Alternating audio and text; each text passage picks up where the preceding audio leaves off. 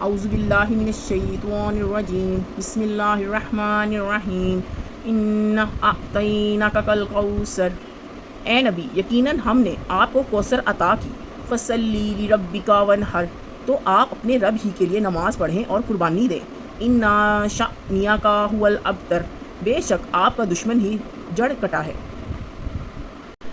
اعوذ باللہ من الشیطان الرجیم بسم اللہ الرحمن الرحیم، اللہ کے نام سے شروع جو نہایت مہربان بہت رحم کرنے والا ہے۔